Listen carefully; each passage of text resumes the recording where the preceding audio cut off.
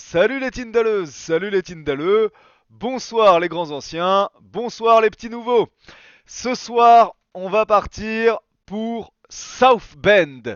C'est la deuxième partie et nous allons rentrer dans les mystères de la bourgeoisie de Bath. La dernière fois, je vous avais parlé d'Irene Milford. D'Irene Milford et de son fils, Crazy Cave, et donc c'est par là que nous allons recommencer. Salut Mister Cake, ça fait toujours plaisir de te voir, fidèle au rendez-vous. Et nous sommes partis. Salut furieux. Donc, Irene Milford. Irene Milford, c'est une dame extrêmement riche. On est à South Bend. Et en plus de ça, elle a été l'épouse de Jerry Milford, qui a été maire de 1900 à 1904. Jerry Milford, qui est décédé peu après son mandat d'un ulcère à l'estomac, a bâti sa fortune en, en transformant l'entreprise d'éclairage au gaz de la ville qu'avait fondée son père en entreprise qui fournit la ville en électricité. La fée électricité qui illumine les maisons et les rues de la ville. Oh, merci Jerry Milford, qui malheureusement est parti trop tôt, laissant Irene Milford seule, un peu aigrie, avec des grandes ambitions pour son fils. Alors, la famille Milford habite dans une très grande demeure, juste à côté du cimetière de South Bend. C'est là, cette demeure-là, pour être précis. Et dans cette grande demeure, il n'y a pas qu'Irene Milford qui vit, et il y a également son cher fils, Eric, qui a repris l'entreprise fondée par son père et qui est donc responsable de la centrale électrique au charbon qui donne cette délicieuse fumée noire au-dessus des docks. Irene Milford, comme je vous le disais, elle a des ambitions pour son fils. Elle veut que son fils reprenne le flambeau de son père et peut-être devienne maire un jour à son tour. C'est une famille de démocrates, la ville est à majorité républicaine et Irene Milford sait employer son temps, elle tisse sa toile à travers la ville, notamment à travers ses œuvres de charité. Il y a notamment les dames patronesses qui réunissent des bonnes bourgeoises de South Bend qui tricotent des petites écharpes pour les pauvres.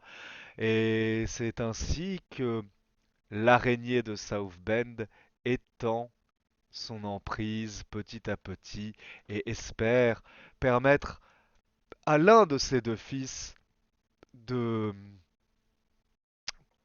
prendre la place qui lui revient de droit, d'après Irène.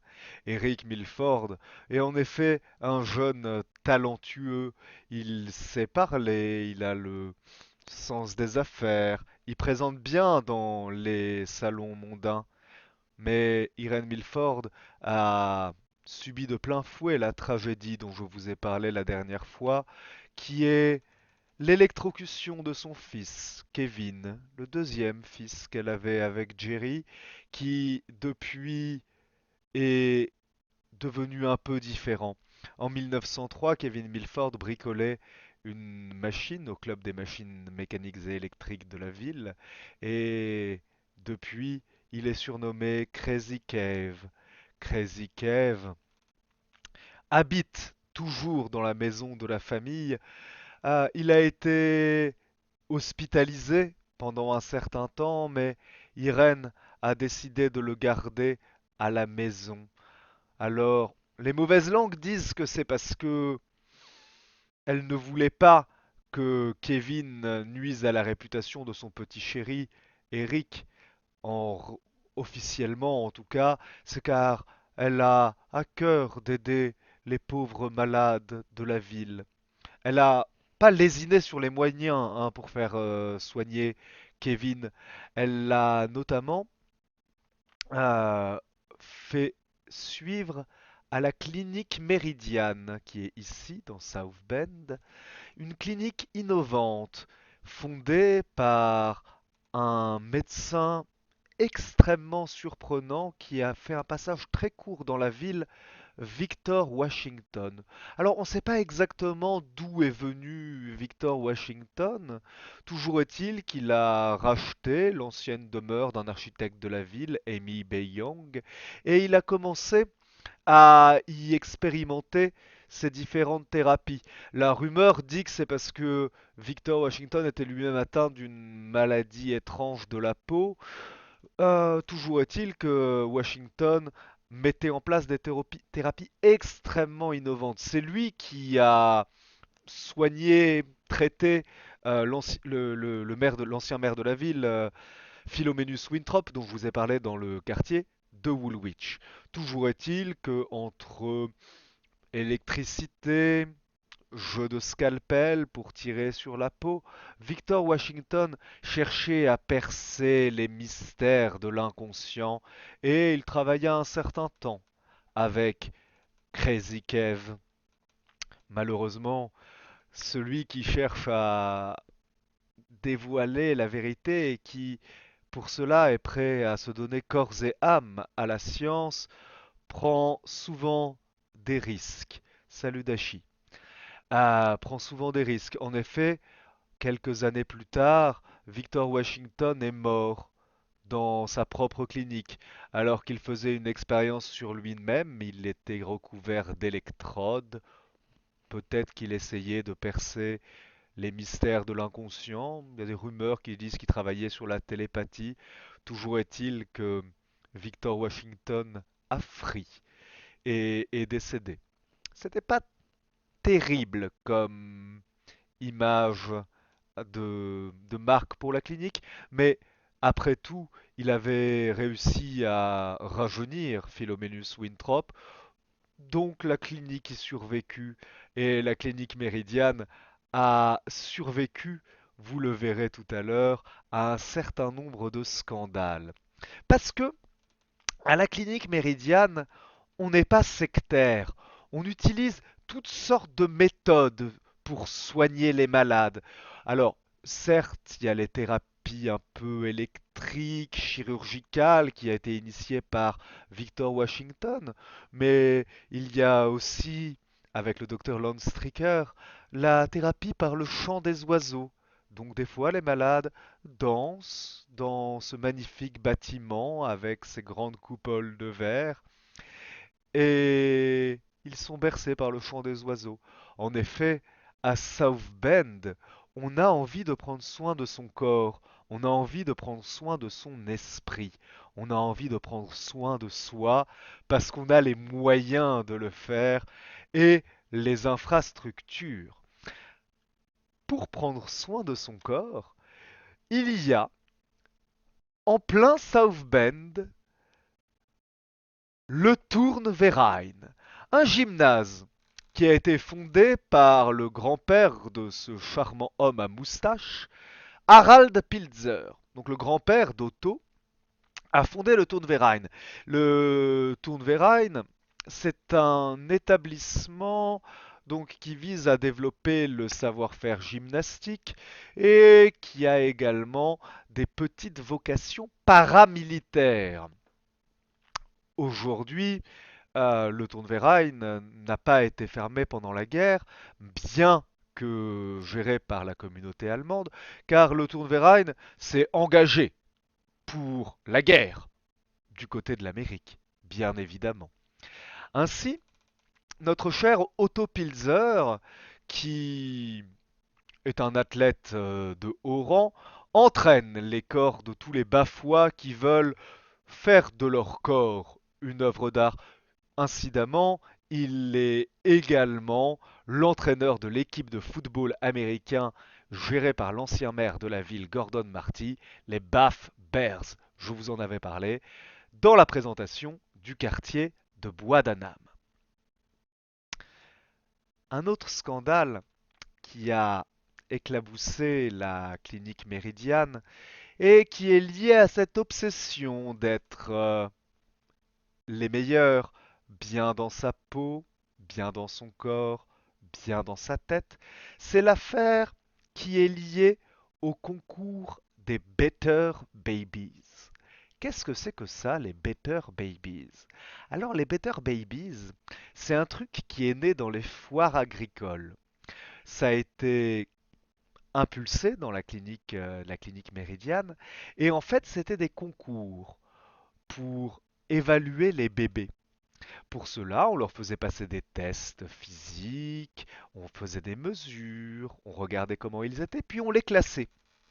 En réalité, c'est un mouvement qui s'inscrivait dans un courant de pensée extrêmement en vogue à l'époque qui était l'eugénisme, qui consistait à sélectionner les personnes les plus aptes et par conséquent, à terme, à purifier la société de ces indésirables, les personnes qui ont des handicaps, bien évidemment, les pauvres, car la pauvreté est héréditaire pour les eugénistes, et à South Bend, ça passe plutôt bien, ce genre de thèse.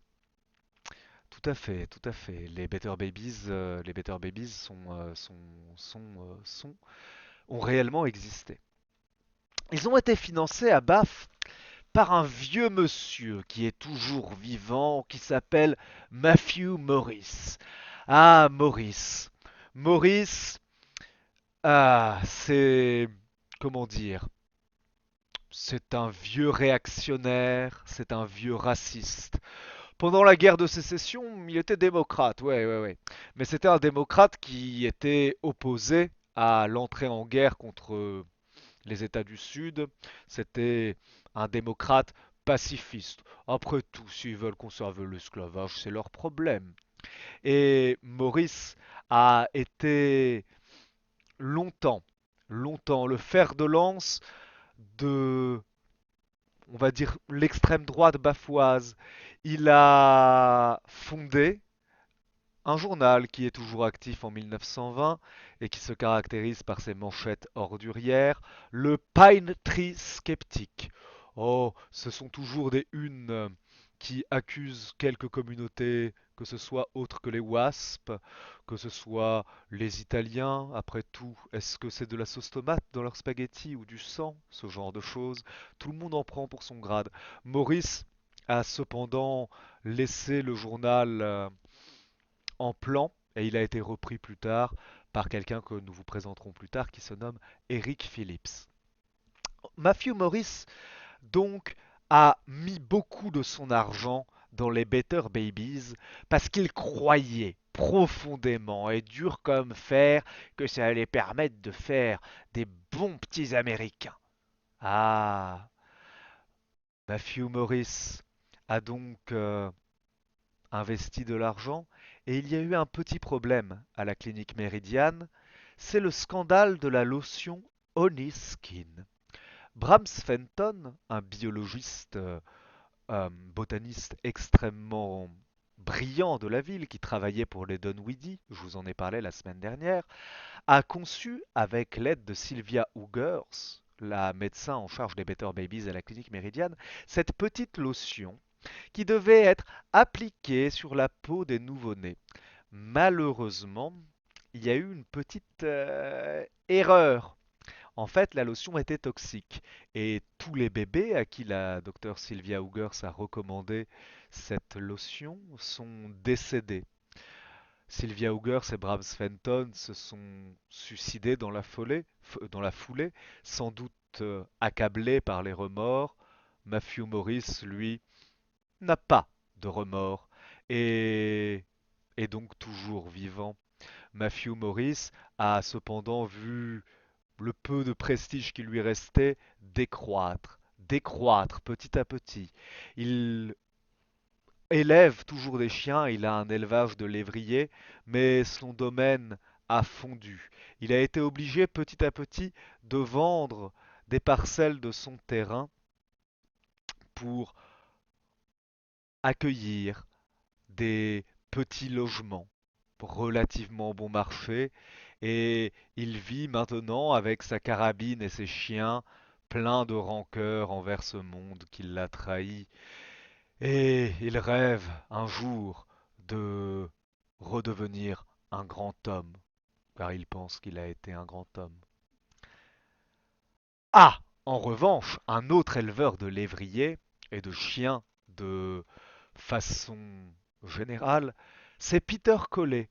Alors Peter Collet, lui, euh, il a réellement été une grande personne dans la ville. Il a été maire de 1892 à 1900. Peter Collet, c'est un très vieux monsieur. Bon, il n'a pas fait que de l'élevage de chiens. Il vient d'un milieu modeste, d'accord, et ses parents sont saignés aux quatre veines pour qu'il puisse intégrer l'université de Bath et la fraternité Warburton, dont je vous ai parlé dans la vidéo sur l'université, qui est en gros la fraternité de ceux qui ne sont pas des anciens Baffois et qui permet à ceux qui aspirent à devenir des bourgeois de Bath de se faire un réseau. Donc Peter Collet a fait sa scolarité dans cette université et il a ouvert une entreprise qui fait des accessoires de cuisine. L'usine a été construite à peu de frais par Amy B. Young, l'architecte qui a également construit la clinique Méridiane, qui depuis est décédé. Et en fait, Peter Collet a petit à petit vu son entreprise grandir, grandir, grandir, et il est devenu un notable, extrêmement, extrêmement bien vu en ville. Et maintenant, aujourd'hui, il habite avec sa sœur jumelle, Portia Collet, qui s'est mariée avec Young et qui, après le décès de celui-ci, ne s'est pas remariée. Portia Collet, en fait, elle fait vraiment un binôme du tonnerre avec son frère Peter, parce que aujourd'hui c'est plutôt elle qui gère en fait l'entreprise, pendant que Peter, qui adore les animaux, s'occupe de ses chiens et de tisser des relations. Donc c'est Portia qui gère le versant financier. De la famille Young, euh, il faut également que je vous parle de Susanna, donc qui est une enfant Young, qui elle du coup avait de la fortune dès sa naissance. Vous le verrez, la famille Young est une famille qui a prospéré. C'est la sœur de Oscar B. Young, qui gère le club de nautique de la ville. Elle, elle s'est mariée à un riche actionnaire. Et en fait, ensemble, ils ont ouvert une agence de voyage. Une agence de voyage, l'agence Winslow, qui propose des excursions sur la Kennebec et des voyages plus lointains en Europe, etc. Bon, le gros de leur activité provient quand même d'un petit village de vacances qui s'appelle Springs Island, qui est situé un peu plus loin sur la Kennebec. Mais la vraie passion de Susanna, c'est l'archéologie. Et en fait, ce qui l'intéresse, elle, c'est les fouilles. C'est les fouilles, c'est aller gratter la poussière pour sortir des trésors de la Terre. Et en fait, elle accompagne régulièrement les expéditions dans des destinations lointaines proposées par son agence de voyage pour participer en personne aux fouilles.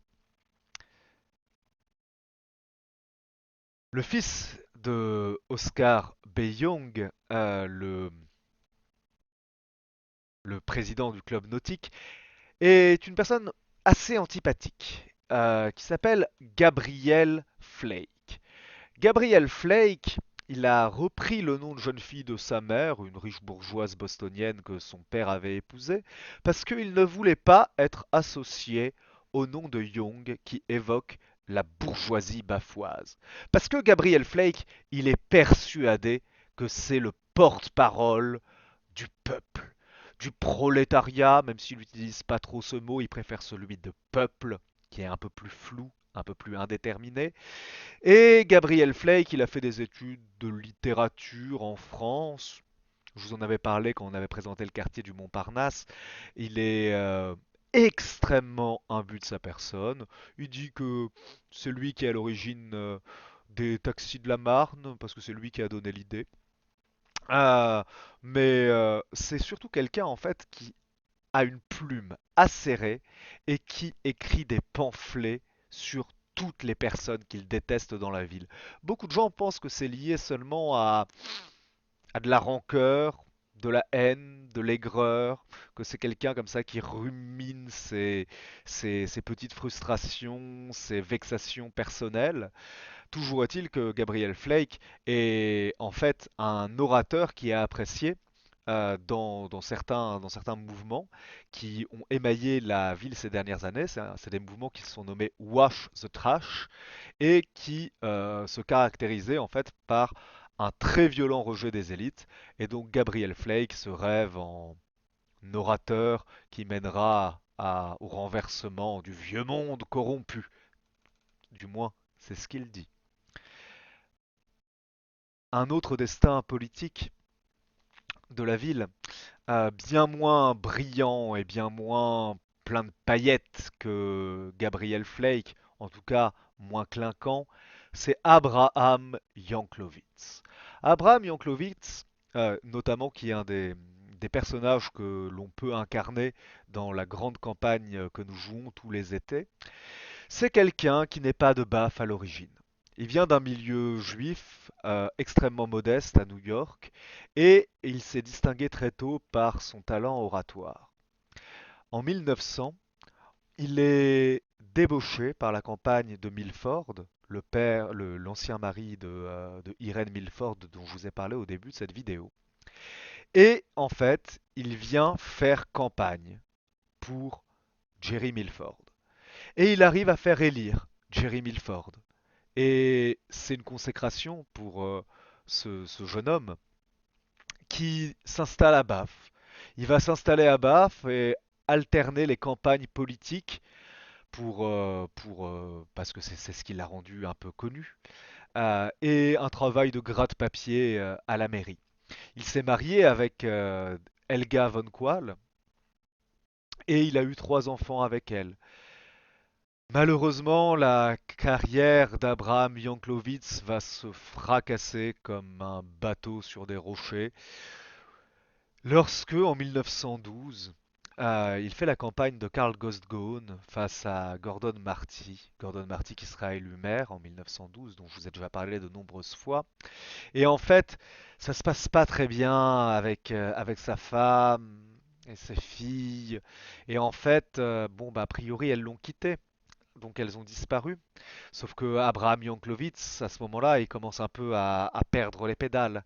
Donc en fait, il accuse Gordon Marty d'avoir enlevé sa femme et ses filles, d'être responsable de leur disparition. Et il va jusqu'à s'introduire dans la demeure de Gordon Marty à Winnegans pour essayer de retrouver sa femme et ses filles, qui ne sont pas là. Alors l'affaire n'a pas été suivie d'un procès pour Abraham Yanklowitz, mais euh, lui a été complètement brisé. Sa femme et ses filles ne sont jamais revenues. Et les mauvaises langues disent que c'est peut-être Abraham qui les a tués. Après tout, pourquoi est-ce que, juste après la disparition de sa femme et de ses filles, un kiosque bétonné a-t-il été érigé dans le jardin? Mais bon, Abraham Yanklowitz continue continue sa vie et il attend le moment où il pourra de nouveau révéler son talent et il espère que ce sera avec le candidat à l'élection municipale de 1921, Salomon Fairfield, mais ça c'est une autre histoire que nous jouerons encore une fois cet été. Pierre Octave Boucher de Boucherville, c'est l'opposé complet d'Abraham Yanklowitz. Lui, il est arrivé à Bath déjà riche, déjà célèbre, c'est le petit-fils d'un ministre québécois, et il avait comme projet de bâtir à Bath le plus haut gratte-ciel qu'on puisse imaginer, la tour Boucher. Le projet n'a jamais vu le jour, mais Pierre-Octave Boucher de Boucherville est resté là. Et bon, en tant que petit-fils de premier ministre du Québec, lui, il a des ambitions. Il est né aux États-Unis, il peut donc être président des États-Unis. C'est à ce niveau-là que Pierre-Octave Boucher de Boucherville met la barre. Et il est évidemment détesté par Gabriel Flake. Les Bouchers de Boucherville, donc c'est une très très grande famille québécoise qui va avoir des liens avec la ville de Bath. C'est notamment de cette famille qu'est issue Dorimène de Nemours. Dorimène de Nemours, né Boucher de Boucherville, s'est marié à Savinien de Nemours. Alors, les de Nemours, c'est une très très vieille famille bafoise. Ils descendent d'Antoine de Nemours et en gros font remonter leur présence dans la région à la première présence d'Occidentaux. Ils disent descendre d'Aurel d'Arlone, qui a été, dit-on, le premier colon à avoir posé ses pieds à Bath. Alors, les de Nemours, c'est une famille extrêmement riche. C'est une famille extrêmement riche déjà parce qu'il y a un héritage qui s'est constitué au fil des siècles, mais aussi parce que Savinien de Nemours, c'est quelqu'un qui sait estimer les gens à leur juste valeur. C'est, il a un peu l'air comme ça d'un type sympathique et niais, mais en réalité, il est prêt à s'associer à toutes les personnes, du moment que ces personnes font du cash. Et il a le nez pour ça. Les de Nemours, alors on va un tout petit peu dézoomer sur la carte, n'habitent pas à South Bend même, mais il est logique de les présenter à South Bend parce qu'ils sont réellement très profondément ancrés dans la bourgeoisie locale.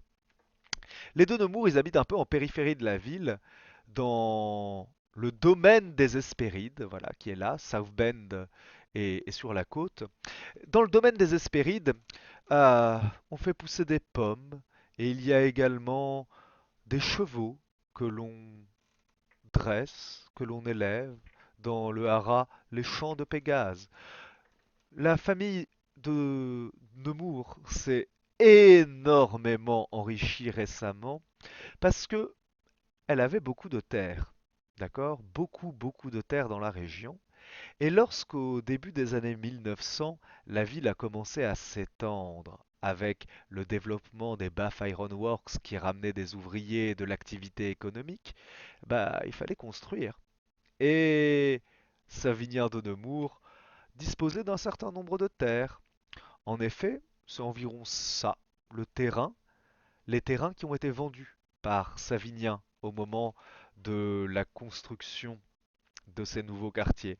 Cet énorme afflux d'argent a permis à Savinien de faire des affaires. Savinien investit et il investit de façon relativement maligne.